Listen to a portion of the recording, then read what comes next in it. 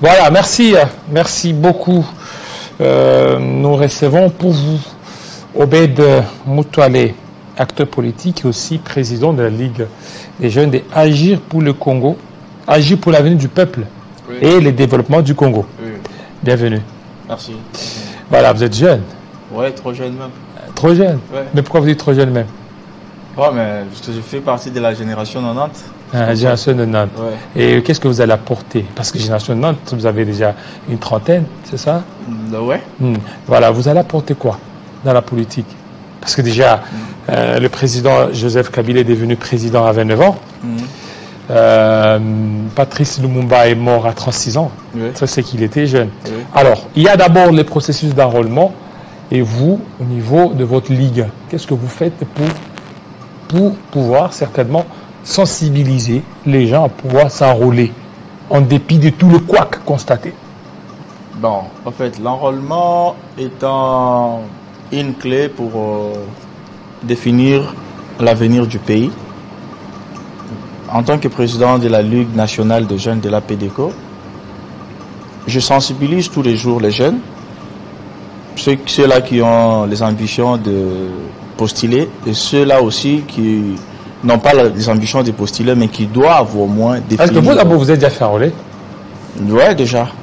Vous êtes fait enrôler. Oui. Ici à Kinshasa. Ici à Kinshasa. Et comment vous avez trouvé des cartes, vous avez trouvé des processus d'enrôlement? Bon, en fait, moi, je n'ai pas trop de critiques à faire sur ça. Pourquoi? Donc, parce que tout était rose, tout était bien pour vous. Bon, je peux pas dire tout était rose parce que il y a beaucoup de plaintes. Il y a des gens qui se plaignent partout. Bon, juste par rapport aux photos qui sortent de la carte, même moi personnellement, quand j'ai eu la mienne, ma photo était sortie un peu d'une manière vraiment pas trop correcte. Mais comme le président de la CENI a dit que ce n'est juste que la carte de lecteur, mais il y a aussi la carte d'identité qui va s'annoncer aussi d'un moment à l'autre. Bon, je vois pas pourquoi je peux trop me plaindre. Ce n'est qu'un moyen qui me permet de voter juste. Parce que, mais il y a d'autres, même votre prédécesseur l'a dit, Oui. il y a d'autres, une fois qu'ils sont présentés dans une des banques, on a refusé de le servir parce que la photo ne ressemblait pas à la personne. Bon, cela ne peut pas être seulement une question de la nouvelle carte parce qu'il y a aussi, moi j'ai eu un cas pareil avec l'ancienne carte. Je me suis présenté à l'Ecobank pour ouvrir mon compte et la carte a été rejetée jusqu'au point. L'ancienne carte? Ouais. Déjà? Comment ça a rejeté? Bon, je sais pas, la dame m'a dit que ça ne peut pas passer, ce n'était même pas les duplicateurs. Et puis elle m'a renvoyé à la commune pour aller faire la pièce de perte d'identité. Et ils ont accepté la pièce à la place de la carte. Bon, je peux pas faire de ça tout un problème pendant que je ne suis pas encore victime cette fois-ci. Alors maintenant, on a vu, est-ce que vous ne voyez pas que lorsqu'il y a des couacs, ça risque de décourager certains? Et quand ça décourage, s'il n'y a pas beaucoup d'enrôlement, il n'y a pas beaucoup d'enrôlés, c'est que même les taux de participation risquent de subir une baisse sensible. Bon, je ne vois pas trop les dangers de ces côtés-là. Et je profite aussi de l'occasion par la question que vous me posez. Normalement, les acteurs politiques et les animateurs politiques doivent quand même avoir un sens de passer un message quant à ça. Ça peut être un problème, pourquoi? C'est pas une carte d'identité. Si la CENI trouve que ces cartes qu'ils nous donnent cette fois-ci, c'est la meilleure, pourquoi on doit faire de ça un problème? Alors, maintenant, vous êtes au sein d'un parti politique. Oui. Est-ce que vous vous sentez mieux dans ce parti politique? Parce qu'on se rend compte qu'il y a beaucoup de partis politiques en RDC. Oui. Et au lieu de créer des start-up, des entreprises, ou de promouvoir l'entrepreneuriat, autour beaucoup de jeunes comme vous, vous êtes dans des partis politiques, vous ne voyez pas que ça favorise aussi le chômage? Bon, en quelque sorte, vous avez raison. Mais dès le départ de la définition de notre parti, agir pour l'avenir du peuple et le développement du Congo. C'est un parti qui a été créé pour beaucoup d'ambition et un parti qui a un rêve. C'est le rêve du changement. Il y a pas mal de partis politiques au Congo, plus de 700 déjà. Mais la plupart de ces partis-là, ils ne voient que les élections. Ils ne voient que leurs intérêts. Vous ne voyez pas vos intérêts? Non, quand on parle de voir leurs propres intérêts, c'est-à-dire on regroupe les jeunes dans un parti politique pour élire par exemple le président, pour élire les députés, pour élire les ceci et cela, et après, il n'y a pas une vision claire qui peut accompagner ces jeunes-là pour leur avenir, quoi. Donc c'est dans ce sens-là que je suis en train de parler. Parce que si tout le parti politique avait la même ambition et avait peut-être la vision qu'a APDCO aujourd'hui, je pense qu'on ne pouvait pas avoir de jeunes délinquants partout dans le riz comme on est en train de le voir aujourd'hui. Oui, mais parce que tout ça, ce qui favorise, c'est la multiplicité de ce parti politique. Et à chaque fois, si vous voulez organiser des manifestations, vous allez faire appel à ces jeunes qui viendront. Au lieu de participer, ils vont commencer à chanter, trop de Djalilou. Et tout ça, ça fait perdre même des mœurs, des valeurs que l'on doit certainement cultiver avant. Non, cette multiplicité-là, c'est de ça que je suis en train de parler. C'est quand on n'a pas une vision qu'on peut embrasser tout. Et vous avez la vision, vous? On a la vision. On est là pour agir pour l'avenir du peuple. Et le développement du Congo. On peut parler d'un développement. Alors, qu'est-ce que vous agissez dans l'avenir du peuple? Qu'est-ce que vous trouvez à pouvoir agir afin d'améliorer les développements du peuple congolais? Oui, bon, un pays comme la RDC doit demander une vision. C'est un pays qui demande une vision dans beaucoup de secteurs. Et quand on dit agir pour l'avenir du peuple et le développement du Congo, c'est-à-dire on a en premier fait le constat de ce qui ne marche pas.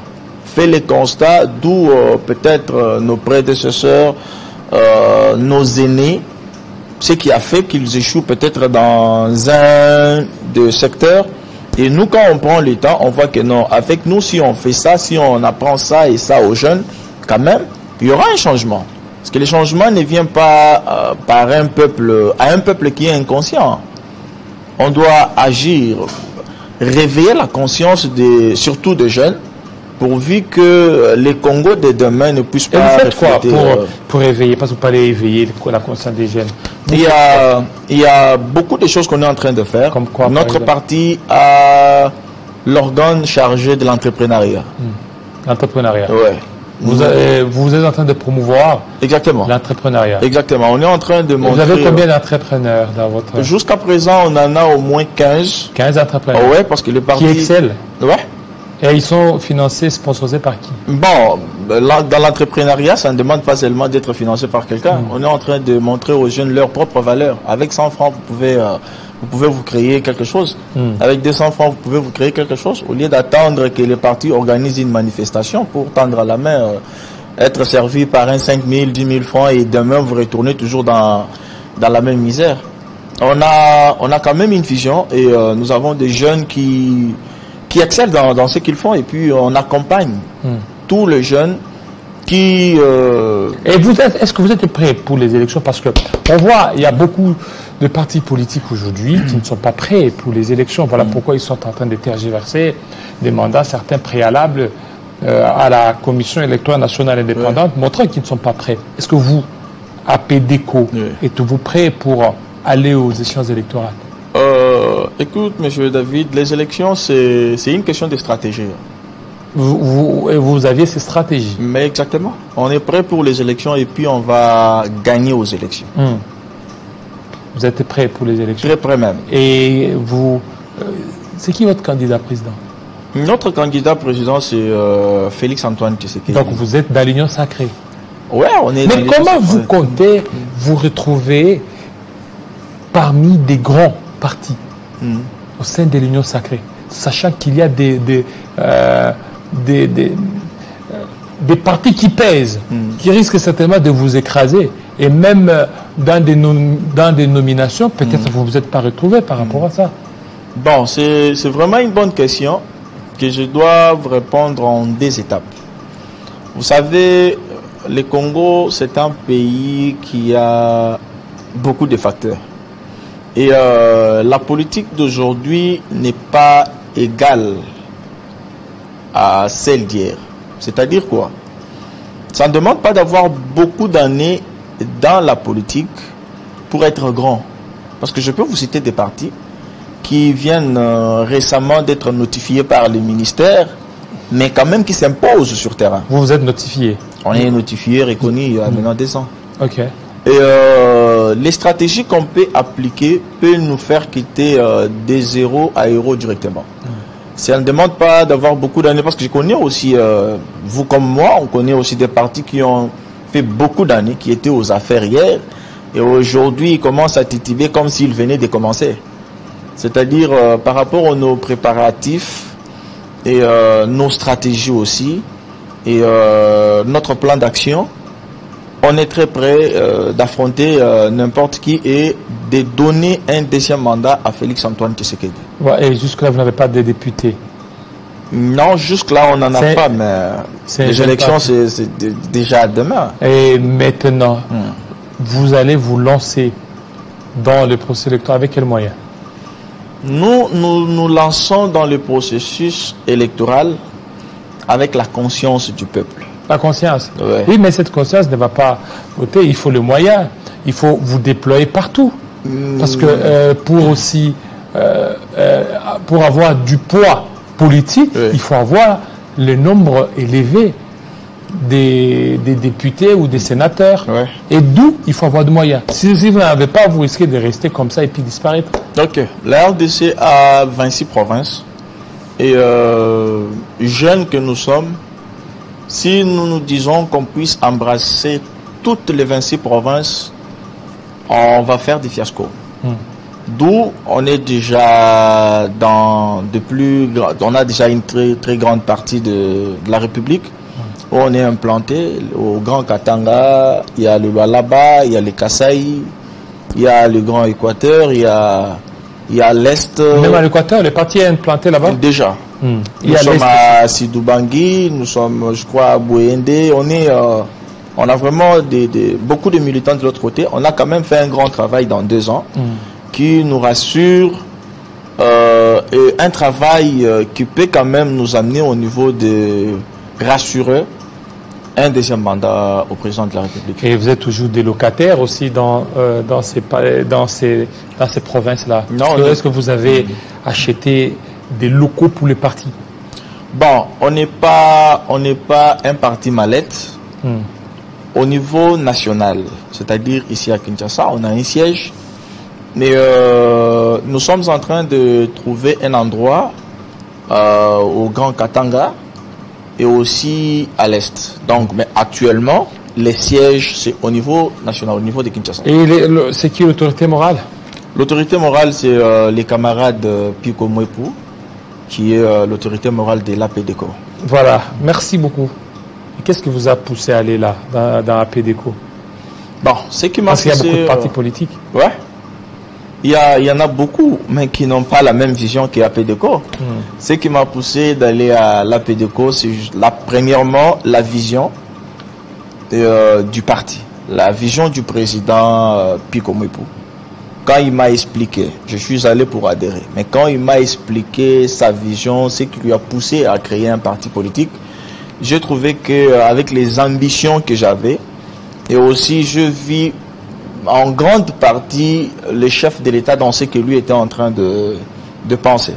C'est ce qui m'a plus flatté et ce qui m'a attiré d'adhérer dans l'APDECO. Merci. Merci beaucoup, Monsieur Obed Moutoualé, acteur politique aussi, président de la Ligue des jeunes de l'APDECO.